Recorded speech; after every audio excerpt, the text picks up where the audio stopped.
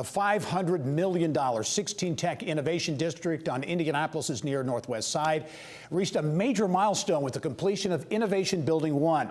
Now, it is the first of numerous high-profile projects planned for this Live, Work, Play project near the old Busch Stadium, just off of West 16th Street. The 50-acre district will include an innovation hub and lab and office space, maker space, housing, dining, and artisan marketplace, among many other things. Now, tenants are now just weeks away from moving into their space inside Innovation Building 1. The neighboring 100,000 square foot innovation hub is set to open early next year as well.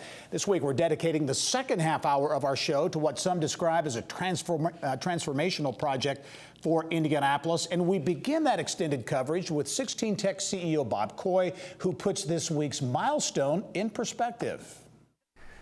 Bob Coy is the CEO here at 16 Tech, and Bob, this has been a long time coming. I know you and I have talked on a number of occasions about this project, what it means, what it could mean for Indianapolis and Indiana.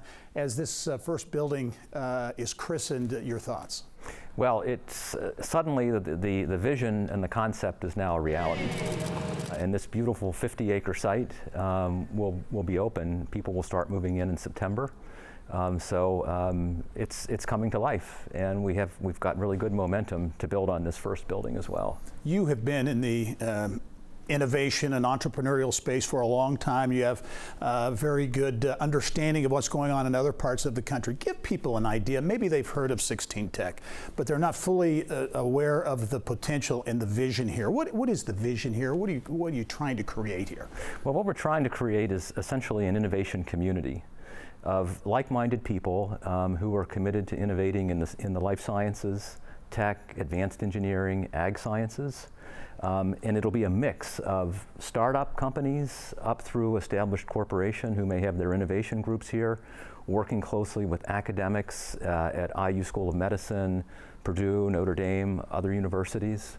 And it'll just be a really, really exciting community of like-minded people who are working on exciting new products and processes for the future. There'll be a lot of things going on here, as you mentioned. Give me an idea of kind of the vibe that you think will exist here in the Riverside neighborhood area, an area that has been challenged economically for a number of years, but now that seems to be about to change. Well, it is changing now. So the vibe within the district will be an urban vibe. We're building on density. We'll have restaurants, we'll have residential apartments here as well as offices. So it'll be a 24/7 environment. But we're also bringing new amenities to this neighborhood, the Riverside neighborhood. For example, the Innovation Hub, which we're calling HQO. It's 104,000 square foot flexible office space, artisan market, maker space. That building, which is right next door, will have a farmer's market, essentially, concept in the artisan market, which is bringing food options to a neighborhood that really hasn't had them for a long time. So what we're building here is not just for the district, but also for the neighborhood. And you're looking at an pretty aggressive timeline too. As we were talking earlier, Cortex, a major development in St. Louis, took maybe 15 to 20 years to develop fully out.